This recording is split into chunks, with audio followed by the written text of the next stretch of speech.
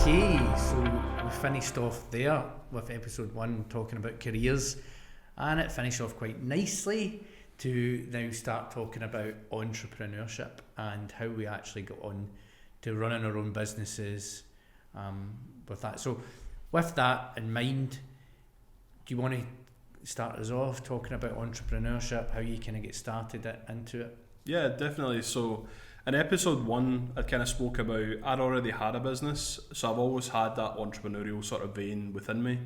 I'm naturally sort of like commercially focused, and not because I'm transactional, just because I'm really interested. So I look at business almost as like a kind of game. When I go to a theme park, I'm looking at it and saying, oh, it's quite clever, they have the confectionery stand and the distances between, and I'm always interested to see how people are making money. Yeah. In the UK, it's quite rude to ask somebody like, how much money do you make, and you know, business people, how do you make Americans money? don't care, do they? Americans don't care that way. But I actually think that's an advantage, because it isn't really a rude question when you think about it. Yeah. People are actually just trying to show a natural curiosity. So for me, like kind of jumping back to the end of the kind of careers thing, I had half a decade spent doing these kind of high-end designs, so I wasn't doing any development, and I kind of missed that wave of kind of technical development because I wasn't involved from that side of the fence. I'd purely became a designer. That's quite a risky move, and it's something I wouldn't have done if I wasn't in the kind of seniority of my career. So when I became a senior, then I could hyper-specialise rather than try to hyper-specialise in like a middleweight kind of role where you could end up like orphaned from that kind of progression path. Okay. So I was kind of looking at it as a role, and I'm thinking, right, this job doesn't feel the same way as it did. So when I came into it, it was like 5 stars, super high quality, and I'm thinking, I'm loving this. I'm loving working with these clients. It's so fulfilling. And I thought I was going to do that job forever. And then roughly around about the kind of 4-year mark, things kind of changed. There was sort of like dynamic restructuring of the company, and new roles came in, and it kind of changed what the job was about. And I think for me as a business owner now, I'm really careful about who I bring onto my team, because I kind of think that the wrong person can be like oil. You know, it can spoil the kind of brew, if you will. Yeah. Because you build a culture, and then if you bring a strong personality, rightfully or wrongfully, the company will skew. But then some of your senior players might not be happy about how it's skewed. So when I was in that kind of company, I'm thinking, I'm not satisfied, I'm not really happy to the same extent. And I thought, what are my choices here? I don't really want to quit and let them down, but probably what I'll do is I'll step up my freelance. So I'll put my freelance into kind of like overdrive, and then I'll kind of just build it up. So it got to a point where I was earning effectively double my salary than what I was making in my job, right? So it was pretty ridiculous, to be honest with you. And I went must have been loaded. I was at that point. I wish I could go back to that if they want to take me, but I'm not kidding you. So I was doing a lot of networking, right? It's quite funny to think of that lens.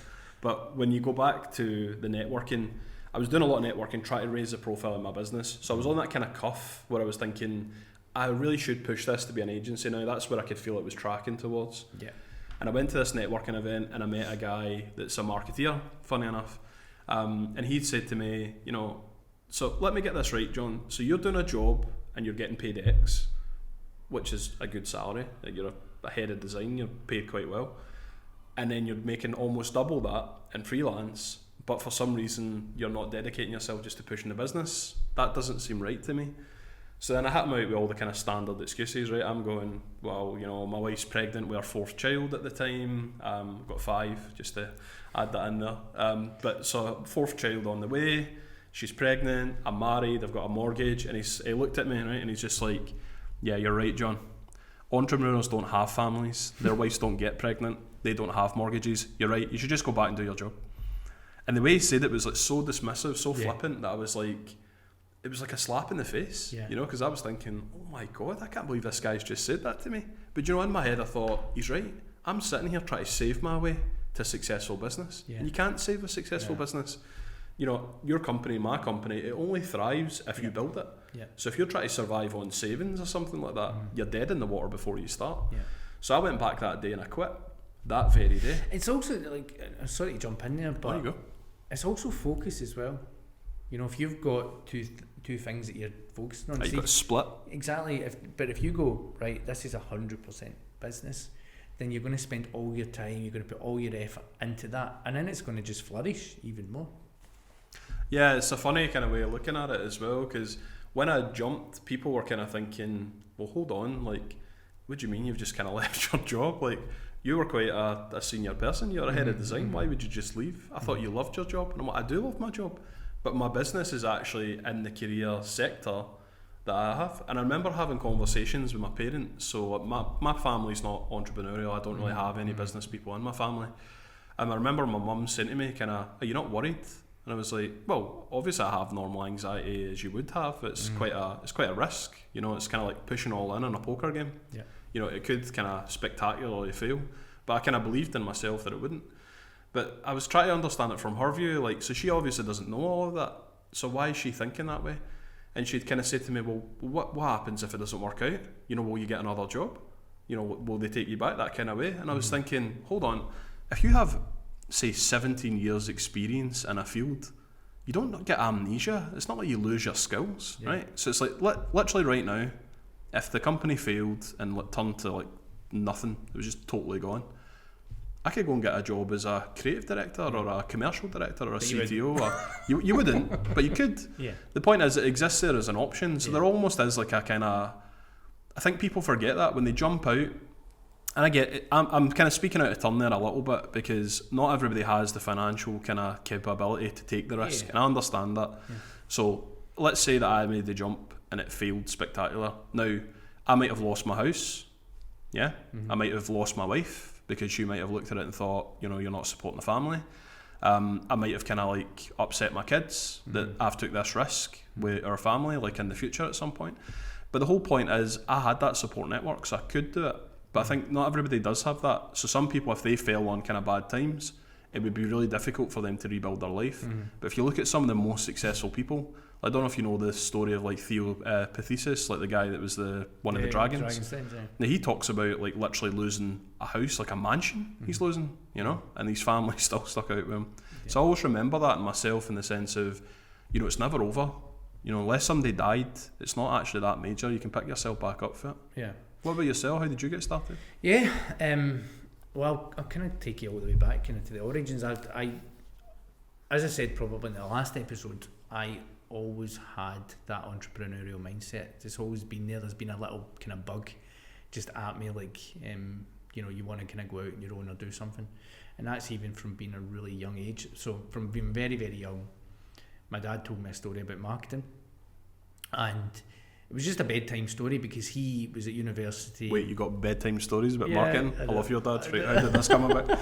So it was just a bedtime story every day, and it's like, tell me a different one, tell me a different one. I think he was probably, what am I going to talk about now? Is your dad like Grant Cardone or something? That's class. Love it. So he told me a story, because you know, at university, and what even we talked about college, you did project management, this. So he was doing accountancy, and he's done marketing within there, because it's like part of business. So he told me the story about business, and it was something about like how to market and advertise a washing machine. But I don't know what it was, but I just was like, wow. Light bulb. And it was like, so from going like, I want to be a race car driver, I then went, I want to work in marketing, you know? So it just totally changed. And that was it. I think I always had that in my head. I wanted to work in there. Now, even from a young age, got my own paper round, but I started my own paper round on my own, went round all the doors. Do you want paper? Yeah, I want a paper. It's going to cost you that, because it's got obviously delivery fee. And that was me kind of kicking that off, rather than, you know, not like basically going to a paper shop or something like that, or a wee shop to do it, done it my own. So to do things like that, there was obviously something there. And essentially all week kind of through my career, worked kind of client side, is probably then, I take a little bit back. When I was at college, remember I was talking about when we were doing HND advertising PR, we actually, one of the group tasks, you were to become an agency. Right, okay, so they actually done like a role play. You were to role play, you were to do an agency task. So that was like, at university, there was like the big dissertation. This was the type of dissertation for the college. So you would get in a group, so there was 4 of us in the group, and we all took each role. One's a creative, one was a copywriter, all that type of stuff. What role did you get out of interest? I got the media guy, so I was like media buyer. But I just loved it, you know, it was just great. And then we all kind of talked about, like, we'll start our own agency, you know, down the line. Funnily enough, I'm the only one I think that has started the agency. I was going to ask that as well. It's quite interesting, like, so that kind of like what happened after it. Yeah, so there was a couple that I definitely think that would have got an agency, but you get opportunities through life, don't you? And I think, like, I've obviously kicked off and done it. Are they working in the sector out of interest? Yeah. One teaches. One was teaching for the college. Another one I think works in London, and then another one I think he just became a chef. This is where your Facebook and LinkedIn comes in, doesn't it? You just it changes. Well, that what they do now. And as I said, all the way through my career working in marketing, always wanted to be the best I possibly could be. Was enjoying the job, but I think with client side and sometimes even agency side, is great, you're working with different clients, but you're doing the same job over and over and over. And I love being dynamic. I love getting my teeth into different things. And that's when essentially the kind of opportunity came up to start marketing Mavens. And when I started marketing Mavens, I did start it a little bit probably similar to yourself in that I got a part-time job, but it was a part-time marketing job, and I also ran the agency. So I was basically, and I'd even said to the guy when I started, says, like, I'm starting my own agency, but I'll do this on the side, and he was like, that's absolutely fine, because it suits me. I understood up front that's what you were going to do. I don't need a full-time marketer, I only need a part-time marketer, so it suits both parties. And what's quite good is, as I grew the agency, they then became a client. So they're a client, they start a client today. So that, that's good, that's a good kind of sign from it. But I think when I started the agency, you do, like, I had a bit of imposter syndrome, to be perfectly honest. There was fear there. Where was the fear grounded? Like, what was the fear about? It was imposter syndrome, fear of failure, fear of like it wouldn't work out, it wouldn't work make a mistake, out, and I was going to make a mistake, and it's like I said, you feel that, I'm not good enough for this or whatever. But everything, it was like all the ducks just got in a row. Everything just fell into place, like, from day one. When I talked about, Chartered Institute of Marketing, became obviously a chartered marketer at that time, because I've been teaching marketing, and we're teaching marketing communications, and then CIM then basically get more digital courses, but they didn't have any guidebooks for the digital courses, so they said, Mark, can you write as a guidebook? So it's like becoming an offer, so essentially an offer. So I spent the first 2-3 months writing. So wait, you wrote a book? Why have I not heard of this? This is the first time I've heard of it. I'll show you in the office. I've actually done two. I've done two. Wow. And writing a book, oh my goodness, I'll tell you the stories, but that could be a podcast on its own as well, because the process of writing a book, where you go, yeah, I'm going to do this now, write down all these notes, but then when you start going to write it, you go, stuff the notes, and just go for it. Why did I not just do this at the start? I was like, spent about 2 months researching things, and now I need to go for about a month. But that was good. It was a good learning curve, but it was also great just to even sharpen the tools again with marketing, because I was researching other things. Because even if you're writing a book, you want to, it can't just be the stuff that you find, elsewhere. You can't just Google it and kind of base stuff. I was really researching, learning different things as well. So, but what they did was they said, like, listen, you're not getting the royalties all the sort of time for it. We will pay you a lump sum of money though, but we're taking all the copyright. And I was like, well, that suits me, because I'm starting a business and I need money. So I was like, yes, I'll take that money. And that started me off. So that was like... So was that like your kind of seed money, if you want to call it that? Yeah. Did you put any money in yourself? I didn't have any money to put in myself. Okay. So I built it from... basically just built it? I built it from scratch. I built it from zero right up. Amazing. And it helped me. So while doing that, having a wee bit of the part-time job, and then obviously started building up more clients, and then you just do a great job, and then the imposter syndrome goes away. It's like the fear's gone away, because you went like that. I've just done a brilliant job. So would you say now that you don't have any fear with it? Do you have imposter? Of course, not imposter syndrome, but just like that kind of fear in the background. There's just different fear. It's not the fear of failure. It's not the fear of failure. There's different fears. As you know, you just, as you grow and being an entrepreneur, there's different learnings, there's different mistakes, and there's different fears as you go along. I always think like the fears, like the kind of the fuel, the spark plug or whatever, keeps it kind of going. It's absolutely keeps you honest, humble.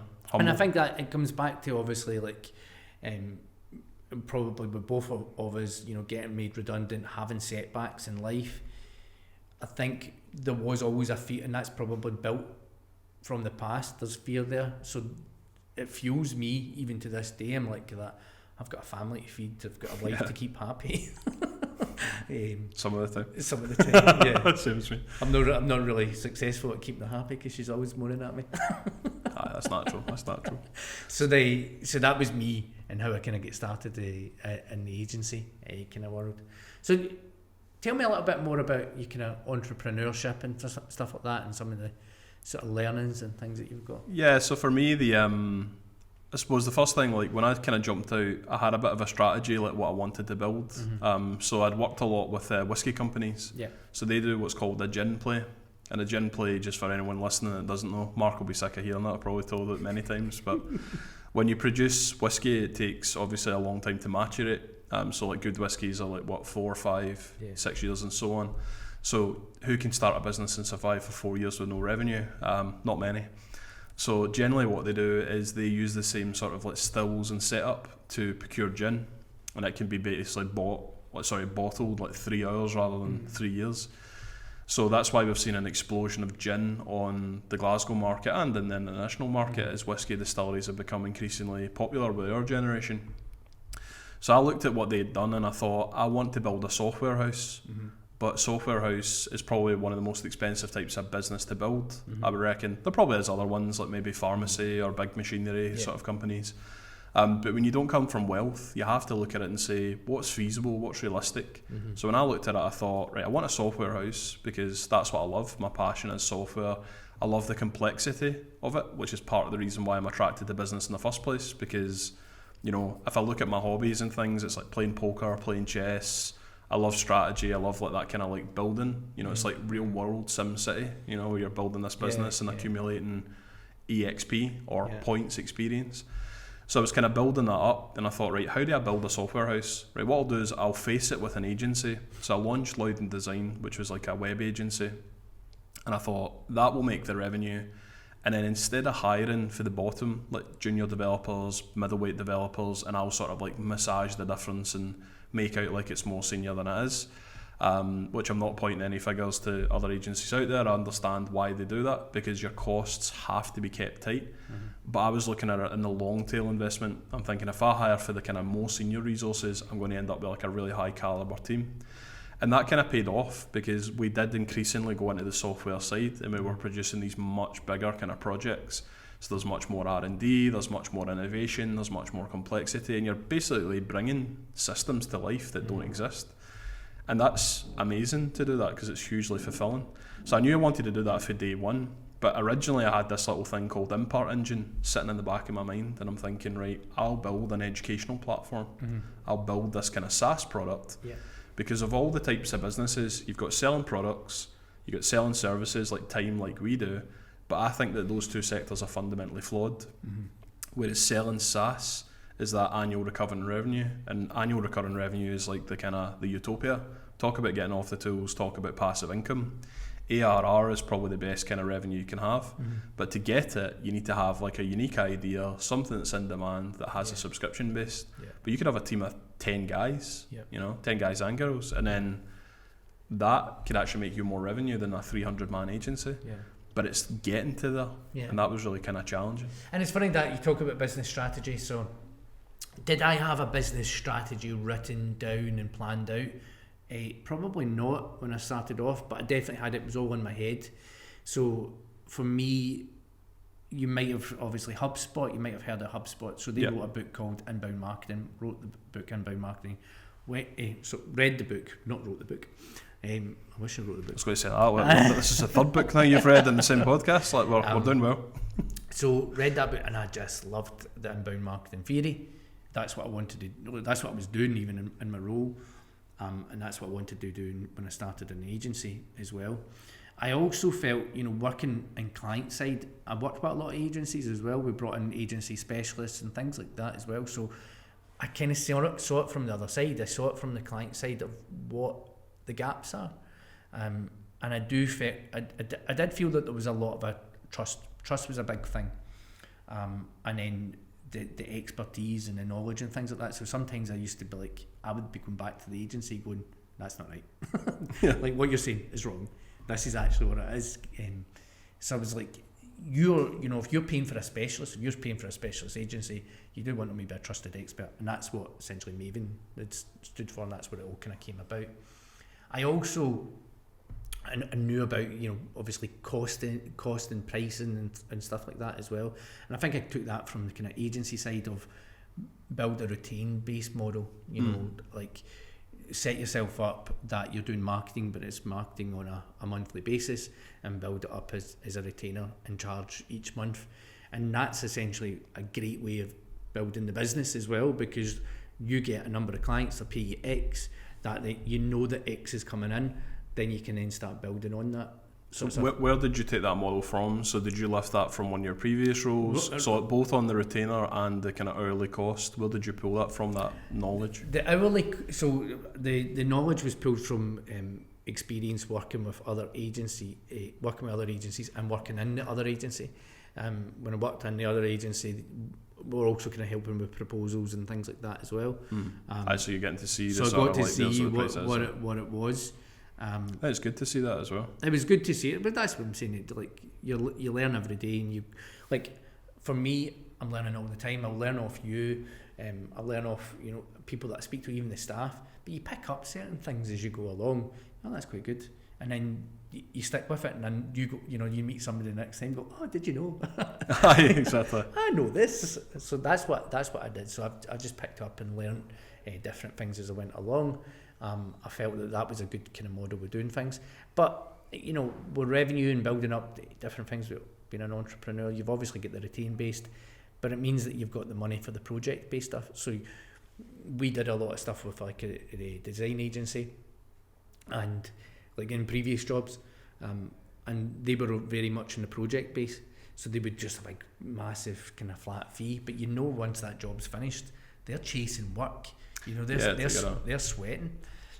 I'm not a fan of that model. See, that idea of like project. Yeah. So there's a business plan I'm putting together for another business I'm starting just now, and it's like when I'm looking at it, when I'm kind of building out the commercial roadmap of how that company looks, while the projects will obviously contribute revenue, you're exactly right. It's that chasing that down is horrendous. Whereas see if you can get as quickly as you can, and you know this, but for anybody listening, get into that kind of retainer model. If you can get your retainers to cover your staff and your kind of running cost, everything else is free money, and it allows you to kind of like put your head above water and breathe and think strategically, rather than where's the rent coming from, how are we going to pay Lucy, how are we going to pay Greg. This is problematic, because I think that's almost like stacking the chips against yourself, because now it's like, well, what if they don't pay on time? And that happens. Clients pay a week late, and you're going, don't think they realise how much pressure that can put on a small company, And so I've definitely picked up different things, and that's probably going to add in as well, is like one of the things I've seen from other agencies is locking people into contracts. It was a big like 12-month contract, and I've even had it like taken over another agency, and they're like, I can't bring you on now because we're still on contract for another 6 months with this other agency. So I when I started off, I was like, it's a month rolling contract. If you don't love me anymore, or if I don't love you anymore, there's 30 days split and we go. And I always explain that to clients like divorce. So it's like, imagine you want to leave your partner, and then you kind of smile and you go, okay, and then they move and there's a clink of a chain, and you go, why am I chained to the wall? You're not going anywhere. You're here for another 6 months. What kind of quality of relationship do you think you're going to have? That's exactly it. It's such a good analogy. To do, because it's exactly it. And that's what I've seen from the very start. It's like, because all it does is it builds friction. At times, like, things have not worked out with certain clients in the past, be it money or whatever, and I've went, right, that's fine, it's gone. We still get on, and they've maybe came back, or they've talked to me about or spread the word about me and referred me to someone else. Exactly. So you get if follow-on work. If I locked them in for 6 months, 7 months, 12 months, they're going to hate me. They're going to hate me. But it's not even just the fact they don't like it. It's like so who would you recommend? And then let's say somebody's tagged you in. So it's fashionable now for people to tag you in and say things like Facebook or LinkedIn. Or you should use Market Mavens, you should use Hybrid or that kind of thing. But then if they see that and they say, just watch yourself with him. What do you mean? Just watch yourself. You don't get locked into anything. Like, read the paperwork. bang, massive negativity. That's probably enough to lose you the job, to be honest. And I think people are, we should do an episode on that talking about reputation management, because I think loads of people are not really connected with how that works. Like in the olden days, you would have probably had our brand will retain a certain quality and a certain sort of protection. But if you look at down these other kind of categories, literally 1 or 2 people that are quite well connected in a good network themselves, it can slaughter your brand. Yeah. So going through kind of entrepreneurships, what's your biggest sort of learnings like so far? You've been you ran your own business for a long time. There is many. I'm hoping that loads of them will come out through the podcast. But to summarise a few of the kind of big ones for myself, where when you're kind of running the business, it's important to try and generate that headroom for yourself to think strategically rather than just become a producer. I've seen many agencies set up where the creative director is the principal designer, and it's problematic. I can understand it for a short period of time, and I can understand it for just getting you going, but I think it's a trap. It's like a kind of fallacy. You can get yourself stuck in a scenario where you become one of the resources, and it's very difficult to scale like that. So you'll never have like a 100-man company if you're kind of there. Second piece I would think about is if you're kind of running the business and you're building it up, try to think about a plan, like how will you make revenue? How will you be different to the company that you're leaving? I think there's always a temptation there to replicate the company we just came out of, and it's a kind of comfort blanket in many ways. It's what we're used to. But when you're thinking about jumping out, it's like, just ask yourself those questions. What will make me unique? What's different about what I'm going to bring into the market? There's 100,000 marketing and web design companies across the UK, but how do you make yourself distinct and different? How will you learn for the problems that you've picked up from working in an agency and then start for there? What about yourself? What would your business belters be? My business belters is definitely build up. If you're building you're entrepreneurial, you need to build a brand. I'm all about marketing, obviously, and we talk about brand, but brand's so much more. It's who you are, what makes you unique, what makes you different from others. That's what I, was starting a business up. I took what I learned from all the other agencies that I'd been with in the past and working in client side, and thought, how can I be different to that? But also putting my own kind of tilt on it as well, my own kind of special kind of dust or whatever, special salt and pepper. Special salt and pepper? I don't know what that is. Some Mavens Cajun spice. Cajun spice. Aye, peri. No, not too much peri. Anyway, we're getting losing it now. We're getting sidetracked. So brand and peri. So I definitely think build your own brand, be quite unique, and get it right, because that's what people are going to buy from you. And essentially, be yourself. Don't try and be someone else. People buy from people. That's where we're also in the business to business world, but you buy people, so be yourself, be your kind of natural self. And that's what I've always kind of been as well, not try to be anybody else, not try to be like another agency. I just want to be my own sort of agency. So that would be my business better as well. That's ideal. Thanks. That seems like a natural place to close. So for people watching online, whether you're watching on YouTube, please like, engage, subscribe to the channel, hit the bell so you see the future episodes coming up. We're also on Spotify and a range of podcasting sort of tools. If you're on there, however you like to listen, we will be there as a channel. Today we were talking about business and how we kind of build those businesses up. And in the coming weeks, we're going to be talking about a few other kind of good topics. I actually think the next one's quite interesting because we're talking about business mistakes. So it's a goodbye from me. And it's a goodbye from him. See you next week, guys.